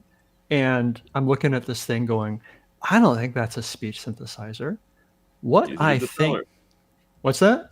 Neither did the seller, I guess. Neither did the seller. Seller doesn't know what the heck it is. I think I know what it is, and I'm probably the only person in the world that does. I have an idea, at least, of what it is. I think this is really a softcast shuttle communicator or shuttle encoder. I will show you. I did an interview with Michael Darland, who was president of the Micro Peripheral Corporation. And there was a radio show that broadcast, it was like a radio show about computers. And then as part of the show, they would broadcast software over the radio. And it was basically using the radio as a modem. To transmit or download software across the air, Hardwick cables a device called the shuttle encoder to the serial interface of his PC. With a program written by Microperipheral, he transfers the file to be softcast to the encoder, which converts it to analog signals. These signals can be taped or broadcast directly. The show is subsequently played on 2 AM stations in the Seattle-Tacoma area on Sunday nights. On the receiving end, the audience had an AM radio tuned to the show. Prior to the softcast, listeners attach a shuttle communicator to the radio. A cable coming from the communicator connects to the radio earphone jack. Another cable connects the battery-powered communicator with the computer's serial port. A special program is executed on the computer, accepts the stream of data sent by the shuttle communicator to the serial interface, and writes to a disk file. So it is a computer program sent over the radio, and then basically you have this little modem that gets the radio signal and transmits it to your computer. And it said battery powered, and this thing has a little 9-volt connector on it. I think this is a shuttle communicator decoder for a program that will never ever be broadcast again. That's wild. How did you, of all people, find this? I have an eBay search for voice synthesizers, and this person thought it was that, so it hit on speech synthesizer. Wow. For anyone not watching the stream, this is a very homebrew looking device. Like, it's literally some parts glued to a piece of like fiber hardboard. So yeah, very, very interesting. Yeah, there's a serial connector on it and a battery connector on it, and a RCA plug, probably for audio. and a switch or a something, and then a little black box that says this product is protected by patents pending to the Microperipheral Corporation of Redmond, Washington. Printed out on a typewriter and glued to it. So maybe this is a prototype of it, or maybe this is what you got for your $130 or whatever. Yeah. Anyway, this is my eBay find. I may actually buy it. I probably shouldn't because I'm never actually going to try to use it. But anyway, this when you were talking earlier, Quinn, about the kid with the cassette tape and the modem. I mean, this is kind of that over only also a radio. It is. That's really cool. I mean, we've talked about weird software distribution systems in the past, like that used cable television signals and some other things. I don't know if we've ever had one on AM radio, though. That's you on this podcast have never talking about basic code, which was like an official thing in the UK where they were sending programs over the air. Okay, maybe we have. Code, basic code with 1C. That was like kind of the most well-known version. Okay. And this was kind of, they tried to get it to work here, and that's interesting. Yeah, I did. We probably have talked about it. I just don't remember. But yeah, that's really neat. So is this, you think this device is the one that the receivers would use to decode what they heard on the radio, and not the thing that they would use to make the broadcast? My guess, well, I don't know. I thought it was either the receiver or the encoder, and I came into this thinking I didn't know. But then rereading that thing that I just read, it said it was battery powered, and this thing had a battery thing on it. So it's probably the receiver, but there's only one way to find out, and that's for you to buy it. And that's right. Yeah, we might need to bring the kid into this. Quite possible. Right. Yeah, we need that kid for sure. Get that kid, give him a heads up. This is one of those things that I feel like someone should buy because nobody else knows what it is, and we should preserve it because it's a really unique slice of history. But on the other hand, that person's not going to be me, and I don't know what we would do with it. Yeah, no, I would buy it, look at it for 10 minutes, and then give it to the strong, and they're going to put it on a shelf, and I don't know what you do with it, but. Yeah, but I feel kind of invested in this because I did all this research a few years ago. I interviewed the guy. The guy died, after I interviewed him, not during. And what did you say? Talked about Atari too much. I wonder if there's a chance that it's his. I mean, this might have been like an estate sale pickup. Could have been. I don't know anything about it, but yeah. I just feel a little invested because I did all this research and interview, and so maybe I'll buy the thing. I don't know. Yeah. Cool. Okay, let's see. I have a few things. I'm not going to talk about all of them that I have, but so this first one I'm going to talk about that I didn't. I saw this quite a while ago, but it says. Well, it's a front panel from a disk drive. It says maybe it could be a wall decoration. So here's the thing. It kind of actually looks a little bit like the front panel of a 9-inch Mac. But I think it's it's some sort of disk drive thing. The company I looked up the company's website on the Wayback Machine, and it seems to be An Data Co. So they made data storage things or whatever. I kind of just wanted to see, like, here's a name that I hadn't heard before. But the main thing actually that struck me is that I just can't not read that as and a taco. So that's the only reason I kept talking about this. Yeah, that's not a good company name. And a taco. Yep. Now I can't not see that. Thanks. Right. Yep. Sure. Anyway, okay. I have to hold. Do they still exist? Yes. Oh, it's gone now. You used to be able to buy pens at penisland.com. Oh no. Yeah. Oh yeah. no. Yeah. What were they thinking? Yeah. One wonders. Okay. Let's see what else. Quinn's lost.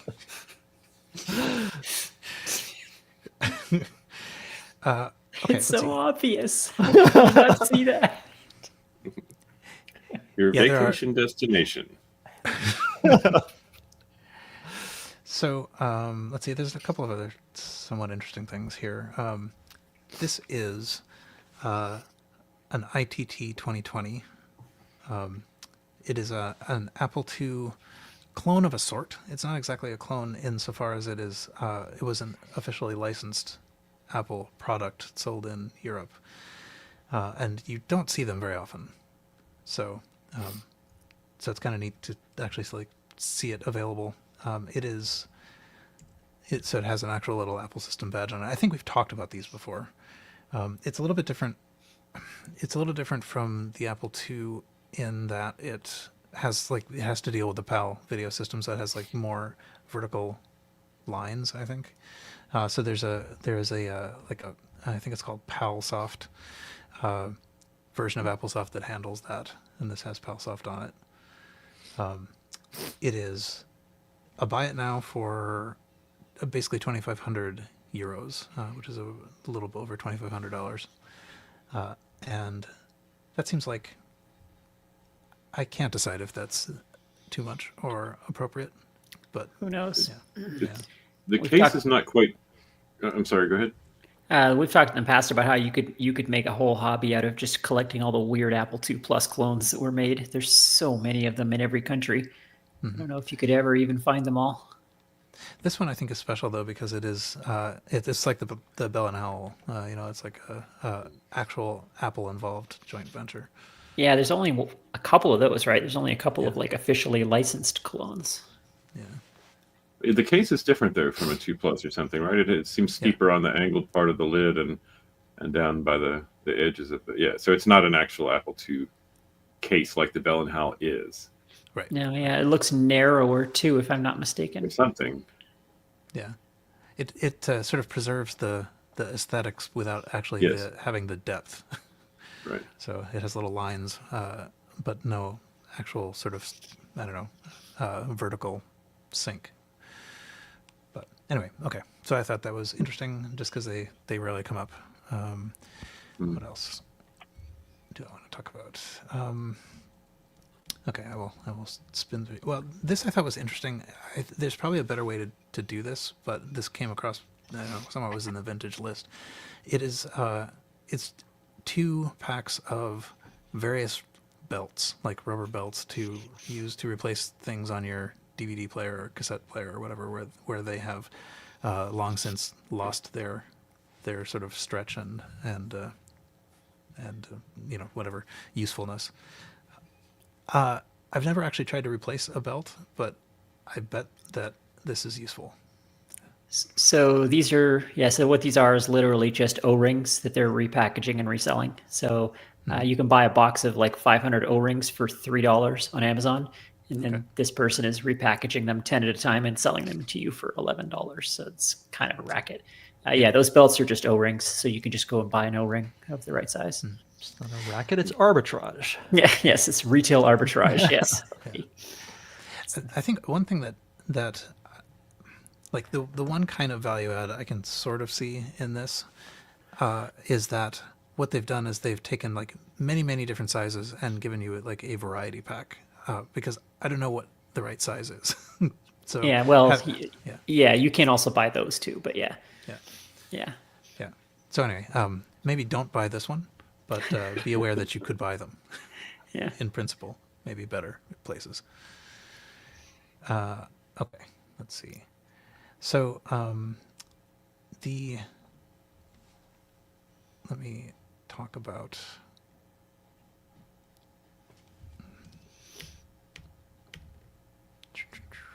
this one.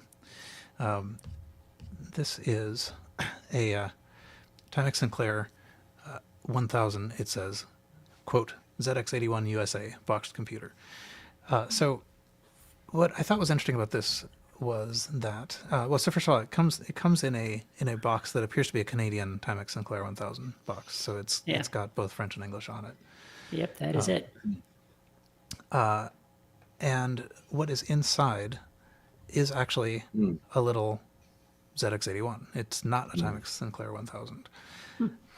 And if you look on the back, it does actually say, it's kind of hard to read there, but it says ZX81 USA. So I looked into this a little bit, and it was the case that there was a set, like there was, the ZX81 was in fact sold in North America. I did not realize that, but there was a North American model, and basically Timex partnered with Sinclair, and once Sinclair sold 50,000, which they did over mail order, basically, then Timex's option to like sell them locally kicked in. So it's not the case that the Timex Sinclair 1000 was North America's introduction to the ZX81. There actually was allegedly 500,000 of them in North America first, but I had not seen one before this auction. I did not know that. But then why is it in a Timex? Why is it in a Timex Sinclair box? Yeah, I think my only speculation about that is that this is just like post 1980s confusion. Like somebody got the box separately. Yeah. Yeah. Okay. So, because it looks like the manuals are Timex Sinclair 1000 manuals. Yeah. So somebody has maybe assembled this kit to make it more valuable out of Timex Sinclair parts, but they have the original ZX81. Yeah. That's interesting. It's still kind of interesting to have the Canadian box. Yeah. For me. Yeah, it looked familiar to me. I'm like, I had a friend who had a Timex, and it's like, yeah, I remember that box. He had that box in his room. I'm surprised that there's allegedly 500,000 of those things that were shipped in North America. I was about to say. I've never seen one. That's a huge number. Yeah. Yeah, I was going to further, if that's the case, how many Timex Sinclair 1000 sold? Like, could they have?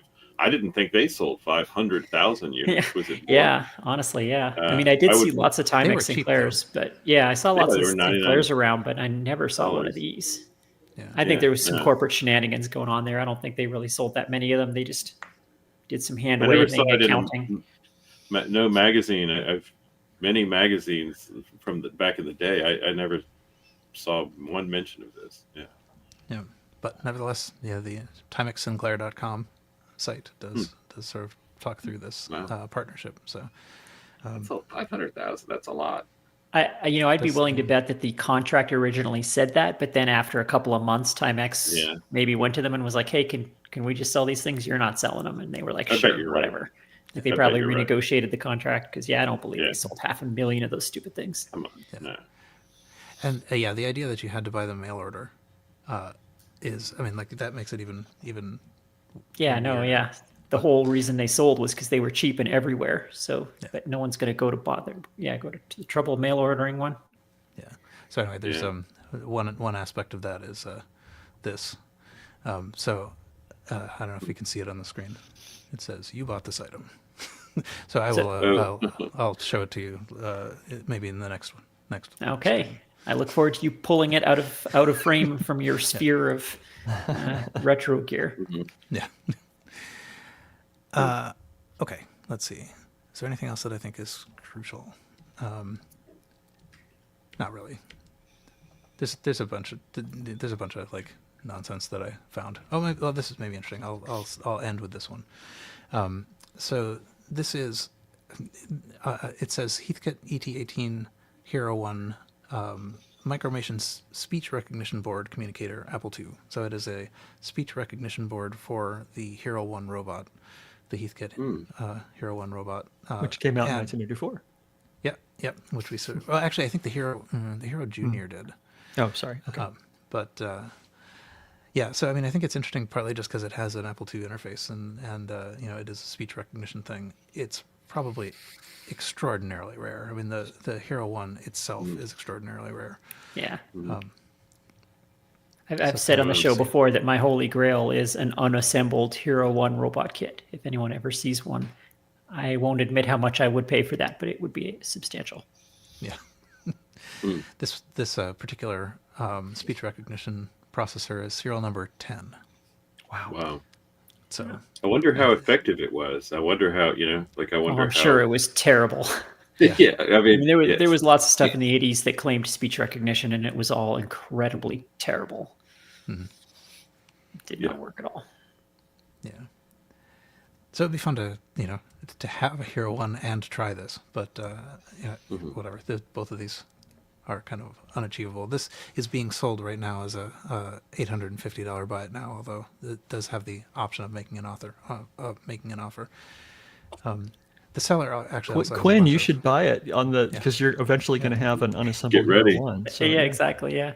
Well, if anybody does want a Hero One or a Hero, I don't know if they're all Hero Ones, but one of the K-Festers actually said that he has a couple of Hero robots. So if anybody wants one, they're all assembled. But if you want one, What if someone disassembled it and then you got to reassemble it? Would that No, count? disassemble. no, does not count. No disassemble. Wow, that was a deep cut right there. Yeah. Well nobody done. under 45 got that joke. But yeah, so if anyone does want a Hero, join the Kansas Fest mailing list, and they could probably make a deal with you. Because even the assembled ones are pretty rare. I think the Hero Juniors are more common because they made a lot more of them. The original Hero One is pretty unobtainium, I think, especially unassembled. Yeah. Is the kind of drifting a bit? Is the Hero Junior more advanced than the Hero One, having come later, or is it? It's cheaper less and advanced. lower? It was like a cheaper, more accessible version of it because the original Hero One was very ambitious, very sophisticated kind of thing, and it was just too expensive. Like it was supposed to be for schools and stuff, and it was too expensive for anybody to buy. That's why I want one so badly. I was part of a school program in junior high to like an after-school program where we went and worked on a Hero One to assemble it, and we had an instructor who was teaching us to solder and so on, and the program ended after only a couple of months, unfortunately, so we didn't get very far in building it. But I always think about that and how badly I wanted to finish it. So That's cool. someday, somewhere out there is an unassembled Hero One, and I will find it. Maybe 850 isn't an insane price for that. Probably not. I mean, if you're a Hero or a Heathkit collector, that's about as rare as things come. Yeah, So. right. It looked Yeah, very, and they- very they may only clean have- from the photos. And it may have only gone up to like serial number 20 before they were done. Yeah, it might be 10 of 10 for all we know. Yeah. Wow. All right, I will leave my list there. Those of us here looking at the show notes will see that is a like 10% of what I had, but we can talk about the others later. So now we can move to closing discussions. And Blake, do you have any parting notes? Not really any particular parting notes. I'm trying to think. There's a number of things I'd like to get in order, projecty things, with some of the different older systems. I keep toying, discussing on the Slack of the notion of wanting one of the third-party 80-column cards for the Apple II, some that had higher resolution, that kind of thing. I've been doing some research into that and finding just how impossible they are to ever find online, at least the ones that I'm looking for. So, yeah, we'll see. There's a couple of different things that I would like to play with, and maybe I'll end up with something in my hands I can talk about in the next few months, but we'll see. It's always something to chase after. Cool. Okay, any closing thoughts? I'm working on a couple of secret projects that I'm very excited about and I want to tell all about, but I can't yet. So, no. Yeah, announcing an announcement. It's the shot over the bow. Cool. Let's see. So for me, yeah, I'm still, I don't know, work's been very busy, but I'm in this process of trying to kind of like figure out what's in my office so that I can downsize it and at the end of the summer move to a new location.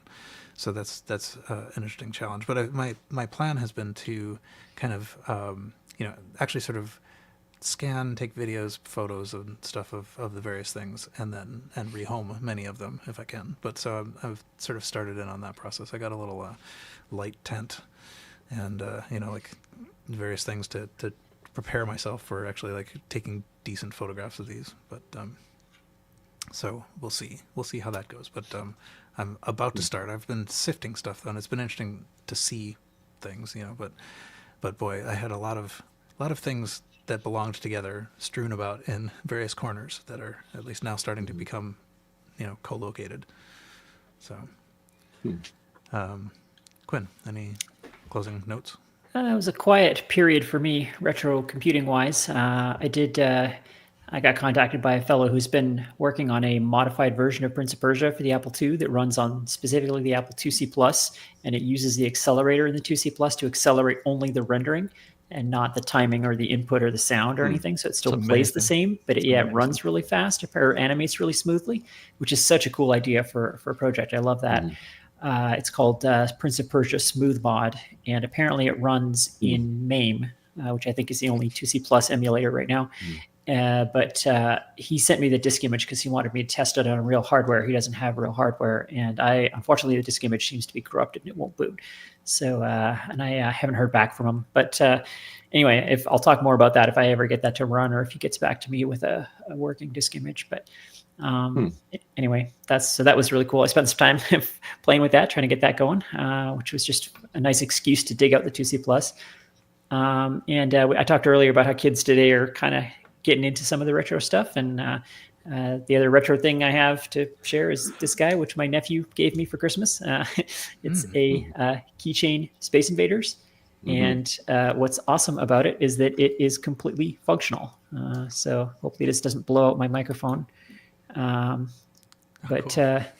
yeah, it's adorable. Yeah, and it's shockingly playable. Like, I have played a number of games on it, and like the little it's really hard to do in the camera, but the little joystick totally works, and it's completely functional. So That's great. It's got the right side art on it. I don't know, it's kind of amazing, this thing. It's for how small it is, and it's totally playable. So I don't know, it's like it says copyright Super Impulse Limited. So I have no idea who that is, but I don't know who's making these things, but they have other games as well. Anyway, so I thought that was cool. But more importantly, though, that my nephew has gotten really into retro arcade games. So he likes to come over and play on my main machine, and which is a big switch, because I tried to show him retro games when he was younger, and he just looked at everything and said, "Why are all the graphics so bad?"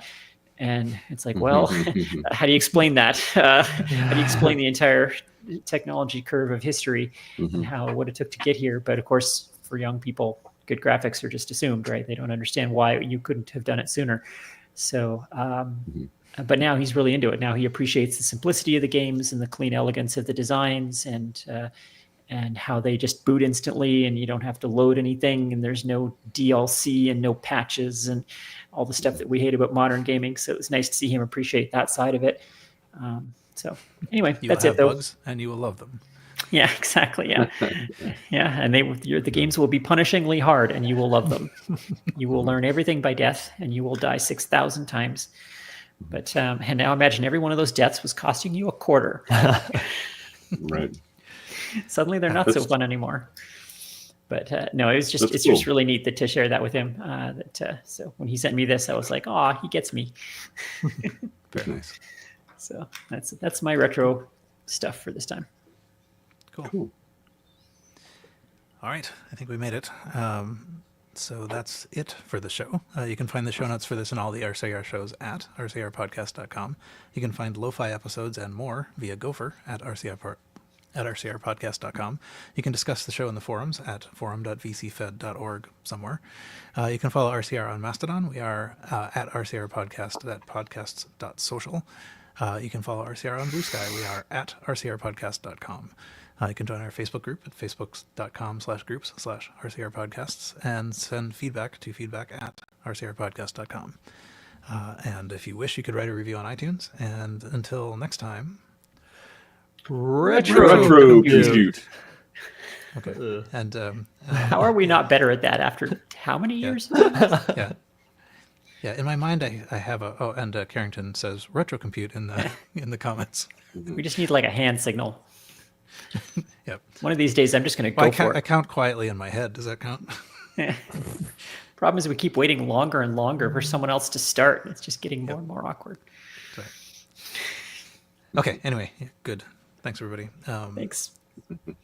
I will take us off YouTube. Bye, YouTube. Thank you. Bye, Bye, YouTube. YouTube.